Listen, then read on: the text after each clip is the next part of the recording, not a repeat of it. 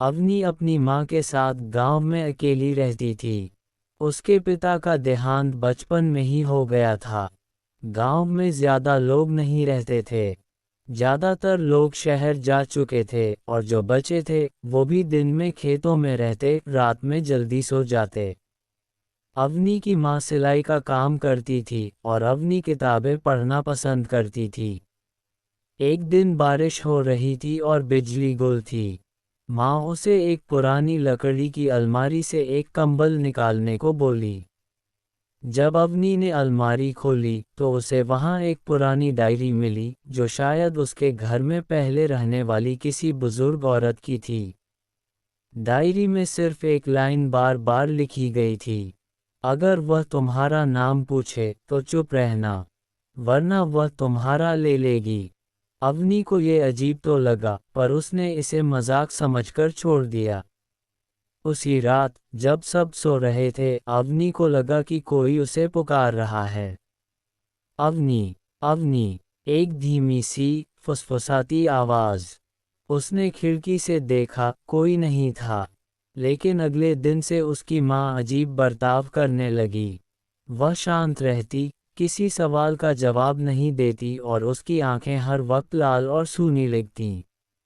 अवनी डरने लगी। एक रात उसे नींद में फिर वही आवाज सुनाई दी, तुम्हारा नाम क्या है? अवनी चौंक कर उठी। सामने खड़ी थी एक बहुत बूढ़ी औरत, जिसका चेहरा धुंधला था और आंखें गड्ढों में धंसी हुई थीं। वह धीरे धीरे बोली, बता, तेरा नाम क्या है? अवनी को डायरी याद आई। वह चुप रही, लेकिन अचानक उसकी माँ उठ खड़ी हुई और बोली, इसका नाम अवनी है। वो औरत मुस्कुराई और फिर अंधेरे में गायब हो गई। अगली सुबह अवनी की माँ गायब थी। उसका कोई निशान नहीं था। दरवाज़ा अंदर से बंद था, लेकिन माँ जैसे हवा में घुल गई हो। गांव में किसी ने नहीं देखा कि माँ कब गई। पुलिस आई, जांच हुई, लेकिन कोई सुराग नहीं मिला। अवनी अब अकेली हो गई थी। पर कहानी यहीं खत्म नहीं होती। एक रात फिर वही बूढ़ी औरत आई। इस बार अवनी ने उससे सवाल किया, तू कौन है? वो बोली, जिसने माँ को लिया, अब वो तुझे लेने आई है।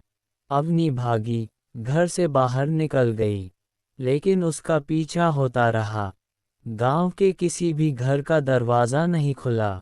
लोग डर के मारे खिड़कियों से झांकते रहे।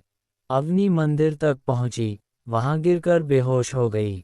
सुबह जब वह होश में आई तो वो गांव में नहीं थी, बल्कि एक अनजान जगह पर, एकदम सुनसान, चारों तरफ जंगल। अब वह कभी गांव नहीं लौटी।